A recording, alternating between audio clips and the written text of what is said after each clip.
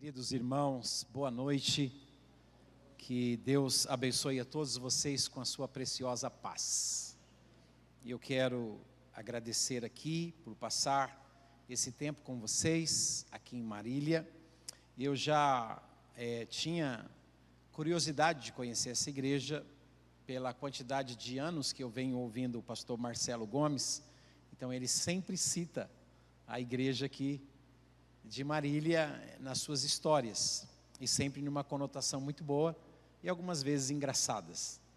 Então, o ano passado eu estive aqui na pré-conferência e foi muito bom, e foi estendido o convite para eu estar com vocês nessa conferência, e eu quero agradecer esse privilégio de estar aqui. Meu pastor Guto, obrigado Marcelo, obrigado a todos vocês, obrigado aos irmãos que me levaram a almoçar.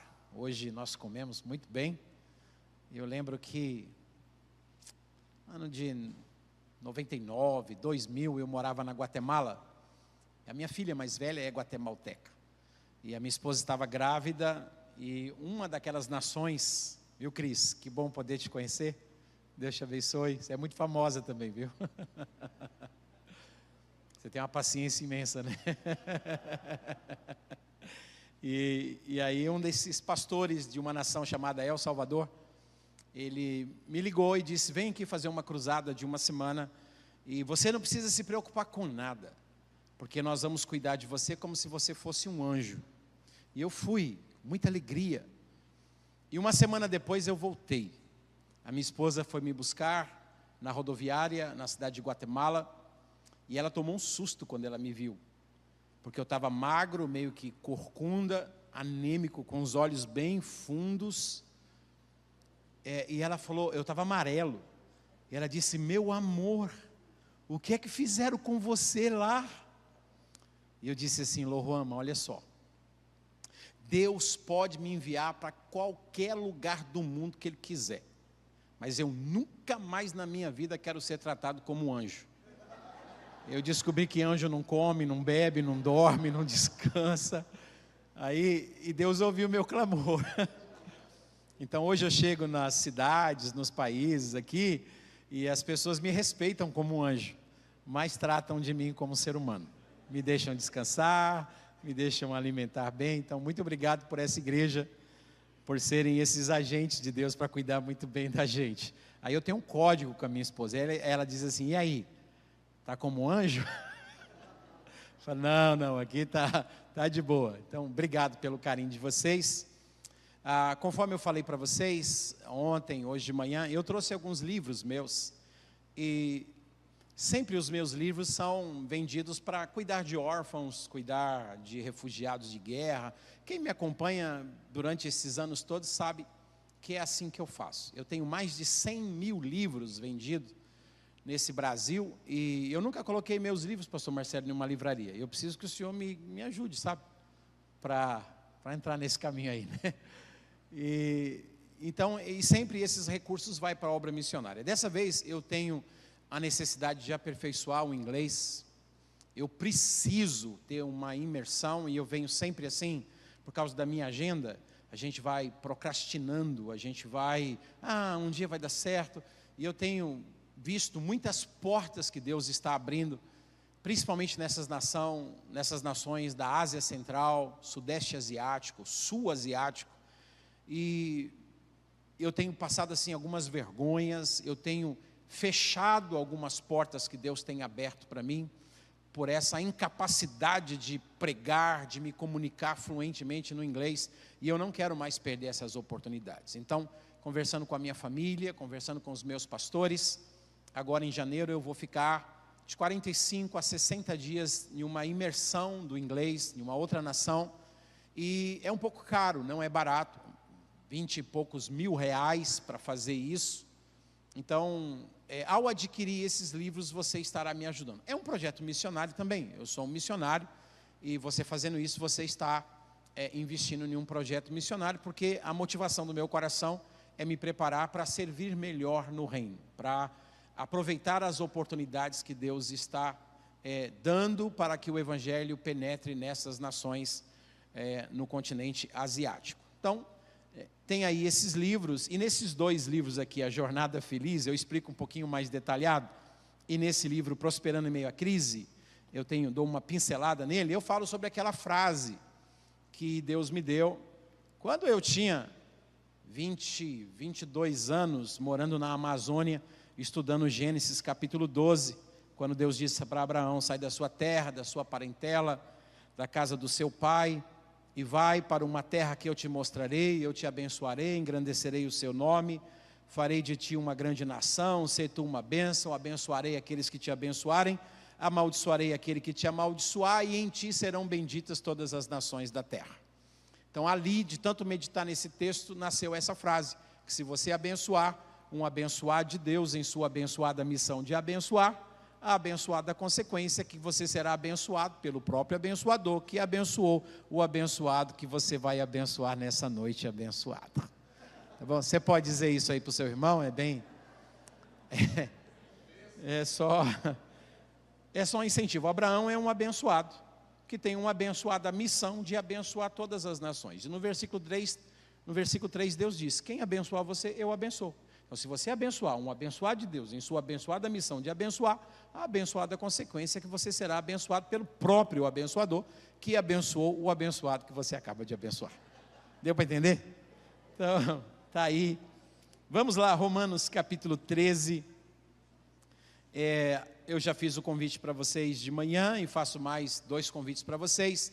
24 a 29 de março, a nossa 22ª cruzada de evangelismo e ação social no Nordeste. Precisamos de médicos, de odontólogos, de cabeleireiros, de manicure, de pedicure, de advogados, de massagistas, enfim, de gente que diz, eu não sei fazer nada, posso ir. Você é o prato predileto da gente, a gente quer muito você lá, porque essas pessoas que vão assim, a gente coloca para trabalhar em todos os lugares, né?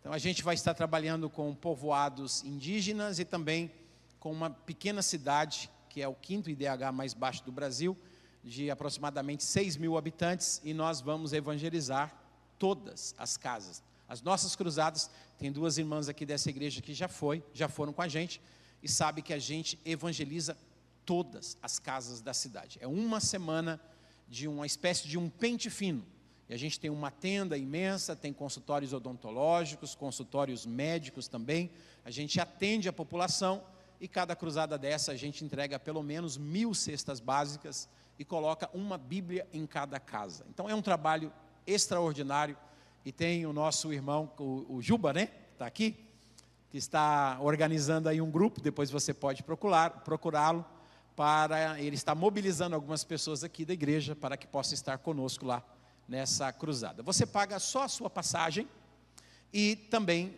uma inscrição de R$100, que a gente usa esse dinheiro para as caravanas, os grupos de obreiros nossos que vão antes da cruzada, preparar tudo para a gente, durante a cruzada e depois da cruzada, eles também ficam lá para fazer o discipulado dessas pessoas que se convertem na cruzada e encaminhá-los para as igrejas locais que existem. Então, é só isso que você paga.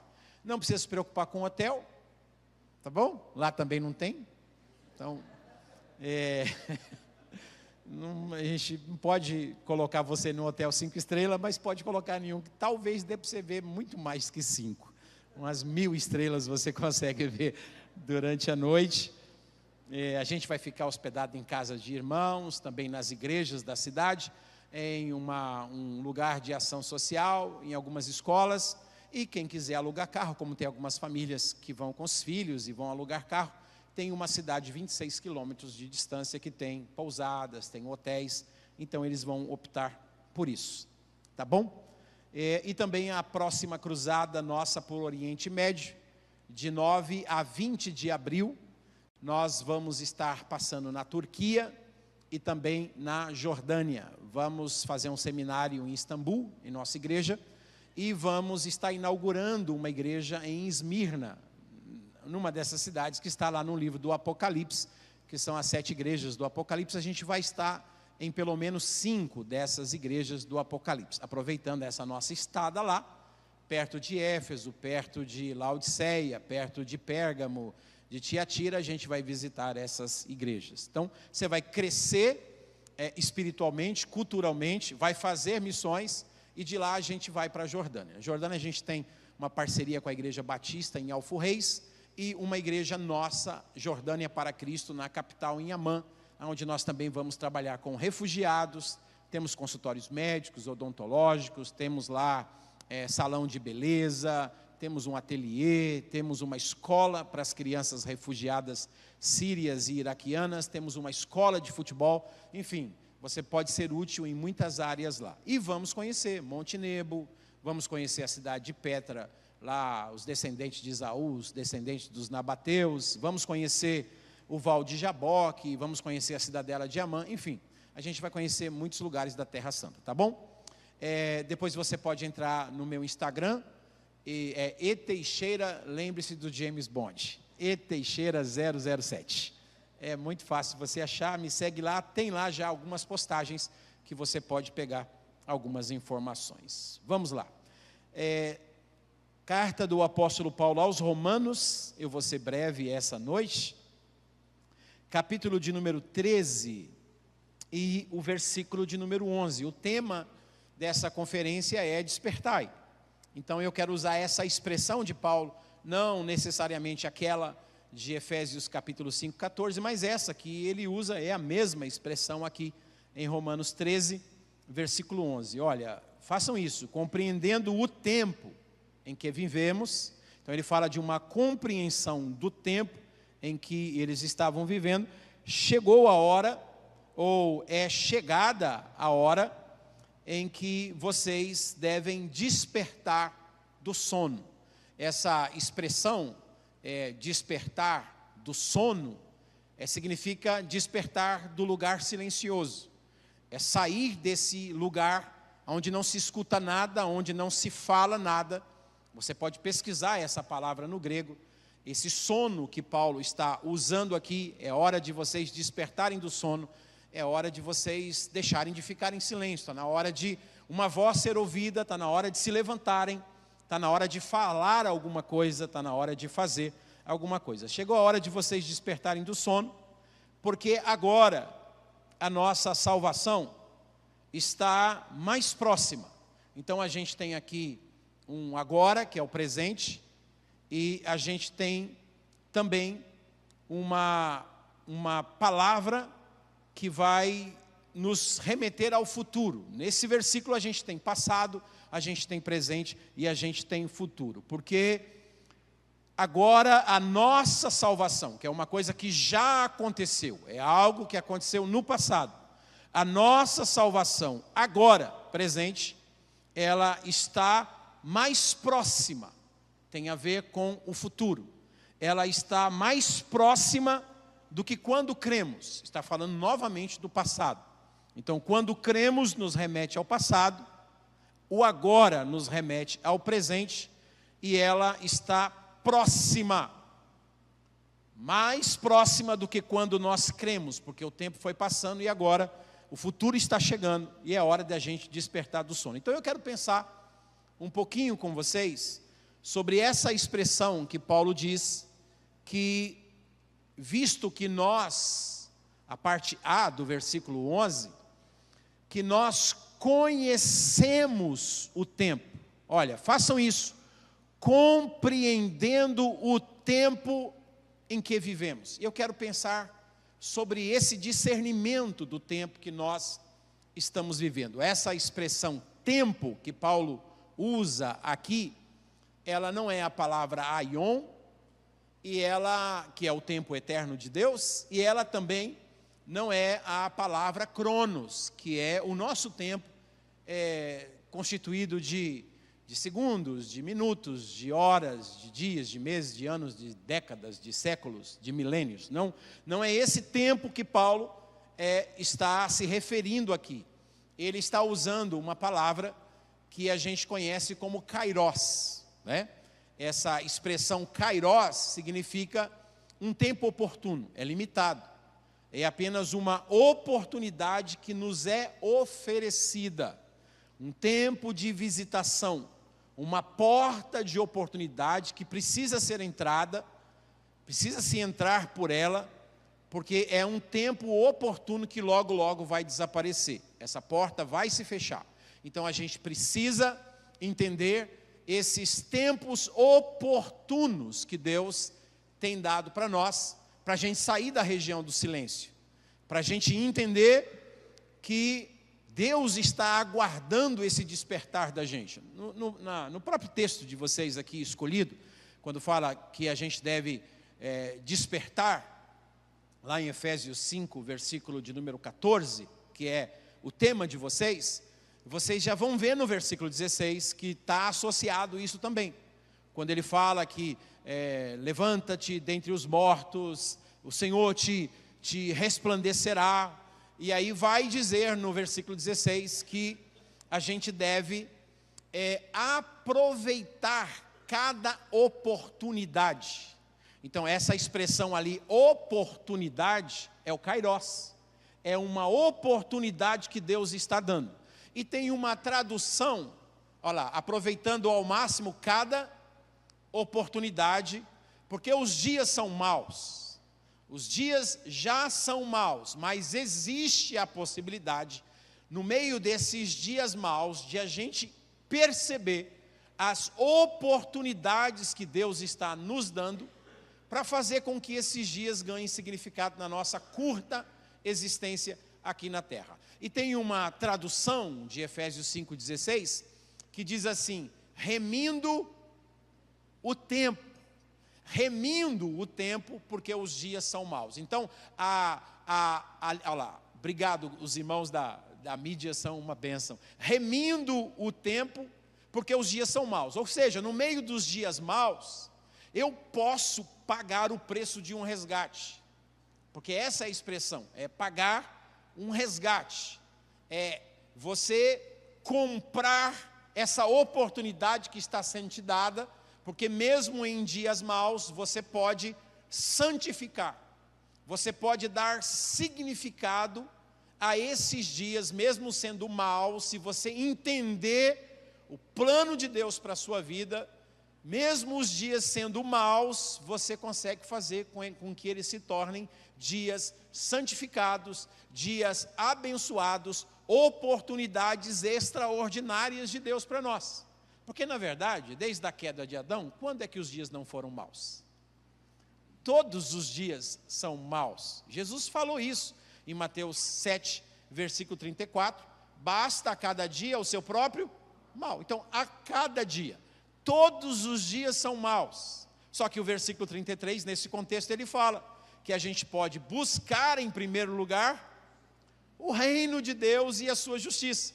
Então a gente pode, mesmo sabendo que todos os dias são maus, quando a gente entende o projeto de Deus para nós, a gente consegue santificar, a gente consegue remir o nosso tempo, dando significado para eles, fazendo com que cada dia da nossa vida, conforme o Salmo 90, versículo 11, Moisés clama a Deus dizendo: ensina-nos a contar os nossos dias, de forma que o nosso coração se tornem corações sábios. Então a gente, é responsabilidade nossa, discernir essa oportunidade que Deus está nos dando. Deixa eu tentar explicar para vocês. Deus não tem esse negócio nosso de passado, presente e futuro. Pelo menos é assim que eu enxergo na Bíblia. Deus é uma mente eterna, Deus é um ser eterno. Então, para Deus, o passado e o futuro é um eterno presente. Quando Deus fala de passado e de futuro para nós, é para fazer a gente entender que nós somos limitados, que nós somos pessoas presos a um tempo chamado Cronos, que nós temos passado, nós temos presente, e por causa da esperança das promessas de Jesus, a gente tem futuro. Porque sem isso, nenhum de nós temos futuro. Acabou. A gente só tem um aqui agora. Então, o amanhã que a gente pensa que é um futuro, quando a gente chegar lá, o amanhã já vai ser um passado.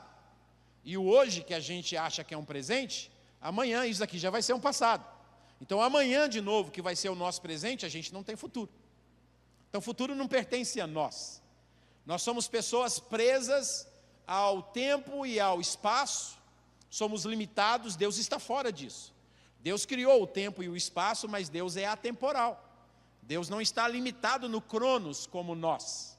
Ele ficou apenas 33 anos limitado aqui na terra, porque ele assumiu a nossa identidade, ele assumiu a nossa figura e ele veio viver como um ser humano santo, imaculado, para morrer em caráter de substituição por nós. Mas foi só esse tempo que ele ficou limitado por amor a nós dentro do Cronos. Ele habita no Aion, e o Aion é o passado e o futuro é um eterno presente. Não existe essa... Por isso que a gente tem a Bíblia, irmãos. A Bíblia é um livro de profecias. A Bíblia é um livro onde o Isaías está no seu Cronos, ele não conhece o futuro. Então Deus vem em uma incursão chamada Kairós e visita Isaías. E dá a ele a oportunidade de enxergar aquilo que no mundo de Deus já é uma realidade, mas no nosso mundo ainda vai ser no futuro. Então a gente tem uma profecia. E uma profecia é a respeito daquilo que vai para nós no Cronos, vai acontecer. Mas no tempo de Deus tudo já é uma realidade. Deixa eu tentar mostrar isso para vocês.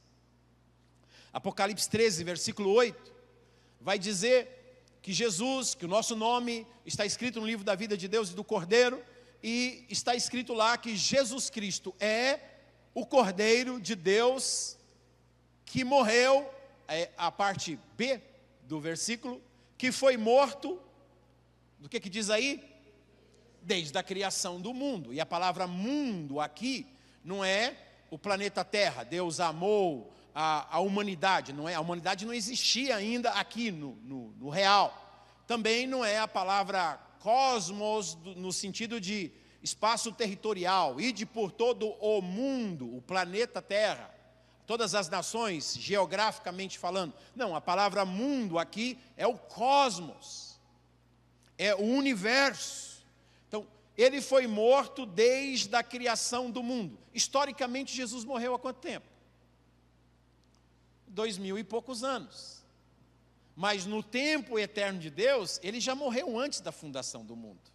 Nós que estamos no Cronos, se tornou manifesto entre nós, os seres humanos, a morte do Cordeiro de Deus há 2000 anos atrás. Mas ele já morreu antes da fundação do mundo. Porque tudo isso para Deus já é. Mas para nós não. Calbart que tem o já é, mas ainda não, né? Então tem muita coisa que já é na mente de Deus, já é no mundo de Deus. Leia a carta de Paulo aos Efésios, já estamos assentados nas regiões celestiais, já estamos reinando com Cristo, só que todavia no nosso Cronos ainda não, mas em Deus já é. Isso tudo são profecias.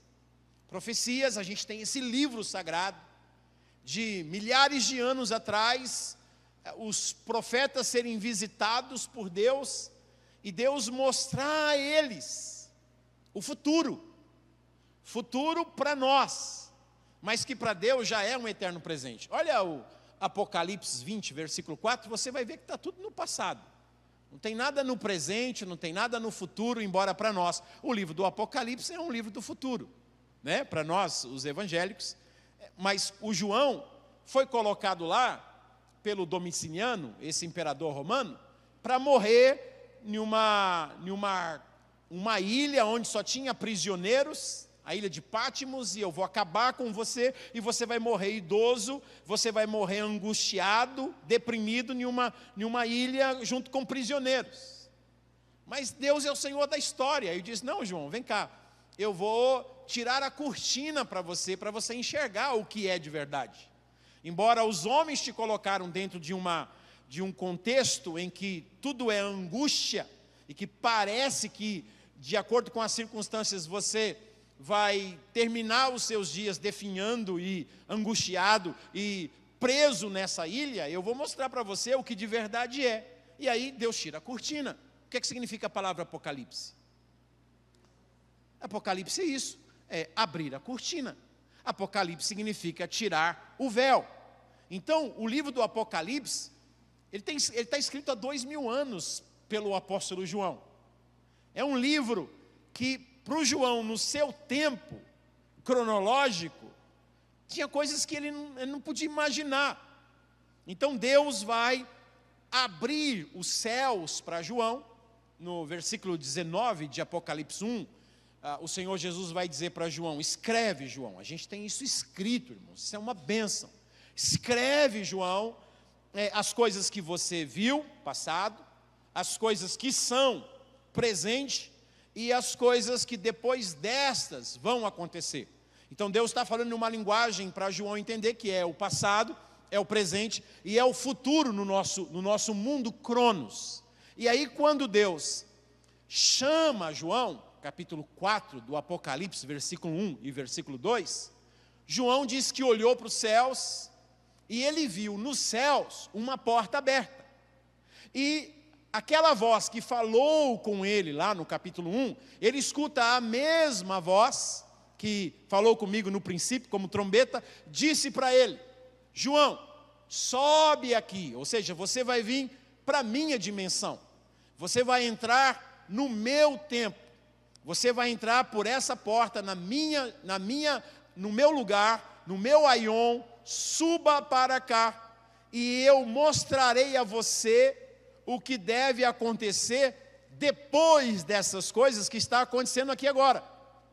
Então você já viu coisas do passado, está vendo coisas do presente, mas aqui na minha dimensão, eu vou mostrar para você as coisas que vão acontecer, que para Deus já é, mas para João não, e para nós também não.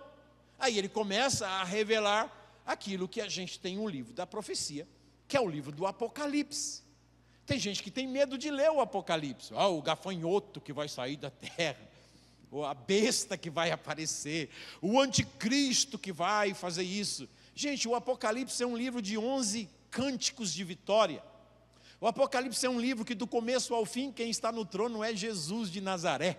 O Apocalipse é um livro que, embora os santos serão perseguidos, você vai ler que o final da igreja não é um final de tribulação, de angústia, é assentado com aquele que é o Rei dos reis e o Senhor dos senhores, e reinando com ele para sempre.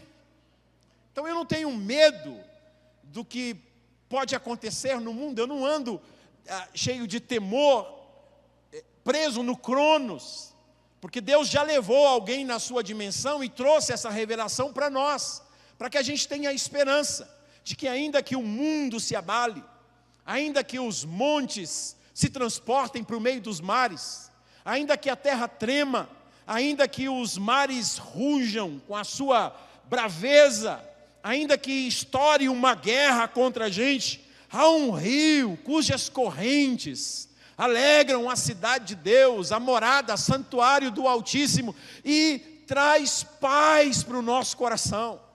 A gente tem uma segurança imensa, porque a gente já sabe quem é que vai estar assentado no trono no futuro.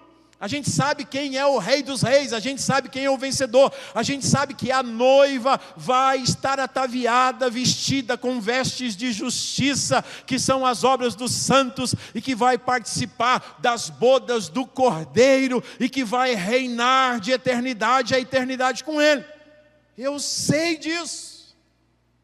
Preocupação com a evangelização das nações, a gente tem, mas a gente sabe do Apocalipse 5. Eu vi na destra daquele que estava sentado sobre o trono, um livro escrito por dentro e por fora, todo selado com 7 selos.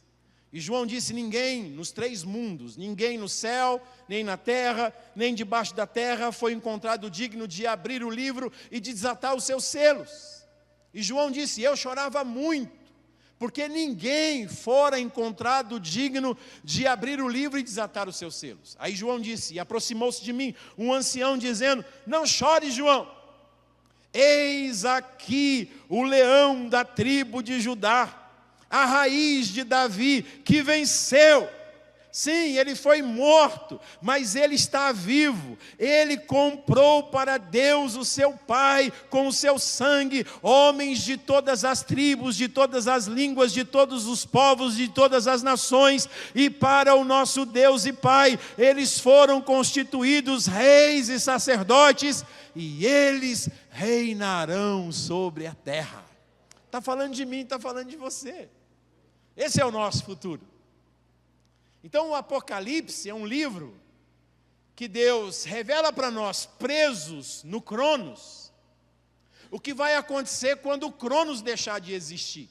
Porque o Apocalipse 10 diz que o Cronos vai deixar de existir. Então, enquanto a gente está aqui preso no Cronos, que vai devorando tudo, existe a possibilidade da esperança de Deus, da gente poder remir o nosso tempo aqui e dar significado a ele. Da gente não jogar fora os nossos dias. De não acontecer conosco o que está em Eclesiastes capítulo 12. Lembra-te, ó jovem, do teu Criador, nos dias da sua mocidade, antes que cheguem os dias, eles vão chegar. Você pode dizer isso à pessoa que está do seu lado? Eles vão chegar. E aí o versículo 2 de Eclesiastes 12, vai dizer assim: antes que se escureçam a luz do sol, a lua, as estrelas, as nuvens, você não vai conseguir, sabe? Hoje a gente tem óculos, né? E por falar em óculos, eu nunca vi um cara para manejar óculos tão bem como um pastor de vocês. Rapaz, mas você é uma fera. Rápido demais. Ele até tirou. Então hoje a gente tem desculpa, pastor. Versículo 3, olha o que é que diz. Olha, quando os guardas da casa tremerem, quando os homens fortes ficarem encurvados, você não tem mais braço para te defender e nem pernas mais para poder te sustentar. Versículo 4, quando as portas da rua forem fechadas e diminuírem o som da moagem, você vai ficar banguelo. Graças a Deus hoje tem implante, tem dentadura. Abraão não tinha isso, Jacó não tinha isso. O transhumanismo trouxe, embora tenha o seu lado negativo, mas trouxe essas coisas positivas para nós, de poder substituir algumas partes do nosso corpo. Imagina um Abraão chegando aqui e vendo a gente de óculos. Para que serve isso? É para enxergar melhor. Como assim? Eles jamais, nunca imaginariam uma coisa dessa. A gente vive em uma geração muito avançada que está tentando corrigir muitas dessas coisas que a nossa natureza vai perdendo. Quando o barulho das aves fizer despertar, 5, 6 horas da manhã, você quer dormir, mas não consegue mais. Pode passar, por favor. Tem um texto aí, olha, quando tiver medo da altura e florir a amendoeira, para aqueles que não ficarem careca, os cabelos vão ficar branquinhos, né? E o gafanhoto for um peso, isso aí é terrível. E o desejo já não despertar. Ou seja, a mulher vai olhar para o marido e vai dizer: desse mato não sai mais coelho. Não me olha com essa cara de evangélico escandalizado, não, porque é isso que está dizendo ali. Ó. Então, naquela época não tinha Viagra. Vai olhar, o marido vai dizer, a mulher vai dizer para o marido: nem adianta, agora é só dormir para se esquentar mesmo, porque acabou. Não vai adiantar mais nada. Então essas coisas vão acontecer. E eu preciso viver com significado, para que quando esses dias maus chegarem, eu não olhar para trás e dizer: o que eu fiz da minha vida? Porque o texto vai dizer que tem pessoas que vão olhar para trás e vai dizer: eu não tenho contentamento na minha vida, eu não quero viver dessa forma. Existe a possibilidade de eu remir os dias da minha vida, de eu viver com significado, com propósito, para quando eu chegar no final da minha vida, eu não venha olhar para trás e dizer: meu Deus, o que é que eu fiz com a minha vida? Que desperdício. Não, eu quero viver de tal forma que eu possa ter o privilégio de, quando perceber que a morte está chegando, poder dizer como Paulo: eu sei que o tempo da minha partida está chegando, e eu estou sendo oferecido como uma libação, um cheiro suave a Deus, um sacrifício agradável.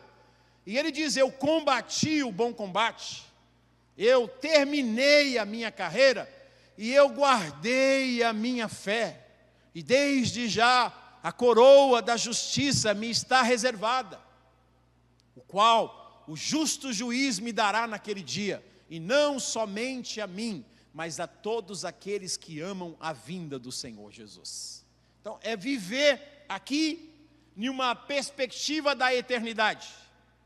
Você vive aqui dentro de um tempo chamado Cronos, mas olhando para o aion de Deus, para um tempo eterno, sabendo que é isso que vai acontecer.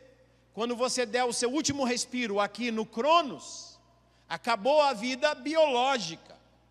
Mas quando terminar o último respiro da sua vida no Cronos, é aí que você vai começar a viver o primeiro dia da sua eterna idade.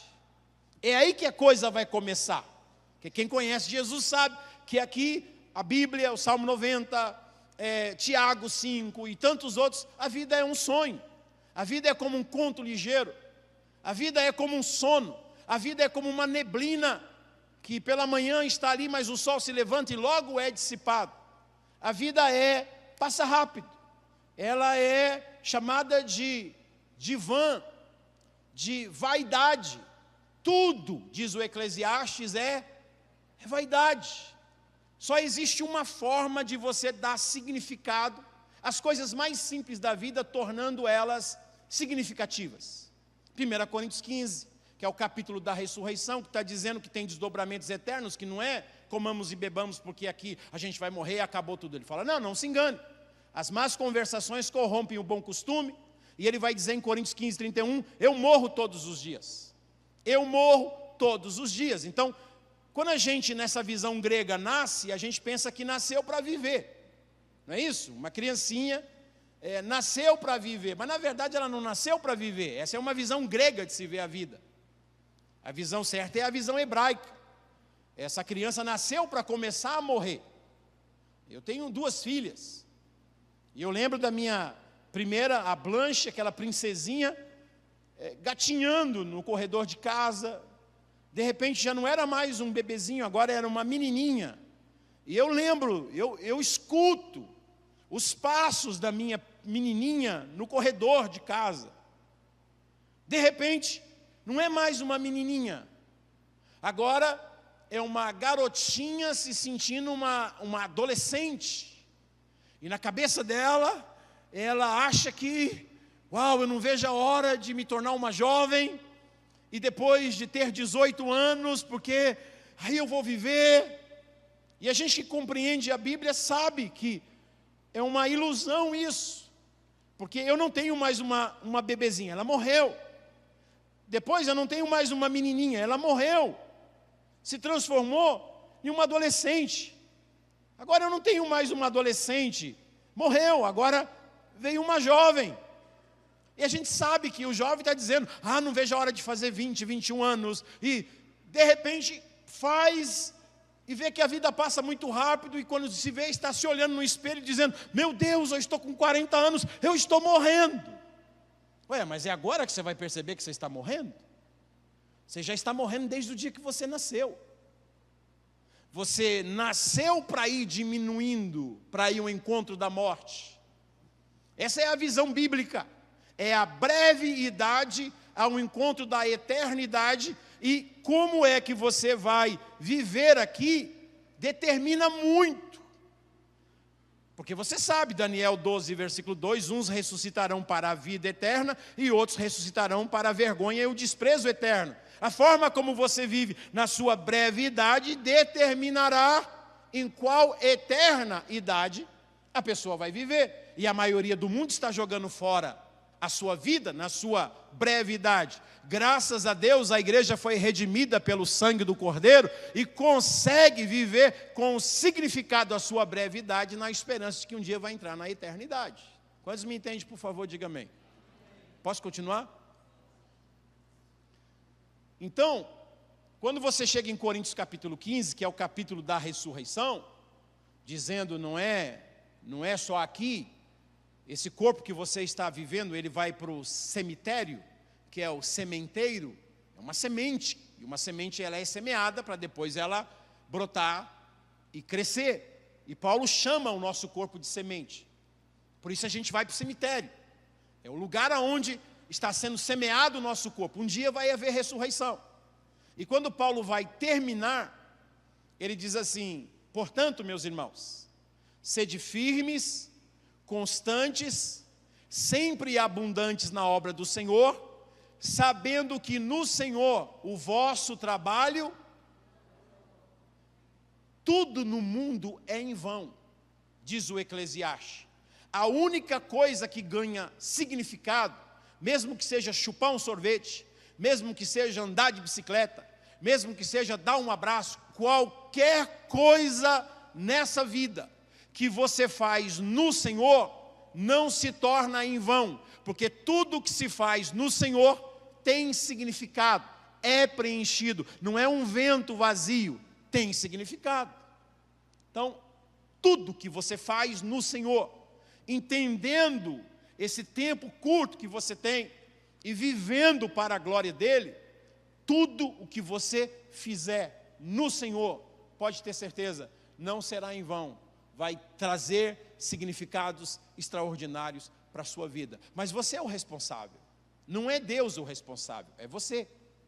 Então, voltando lá ao Aion, Apocalipse 20, versículo 4, que eu citei para vocês, não consegui ler, tudo que você vai ver aí é passado. E eu vi as almas daqueles que foram degolados por amor a Jesus e que não aceitaram a marca da besta e não adoraram a imagem da besta. O texto diz assim: e eu vi que eles ressuscitaram, está no passado, e eles reinaram com Cristo 1000 anos, também está no passado. Tudo isso a gente sabe escatologicamente.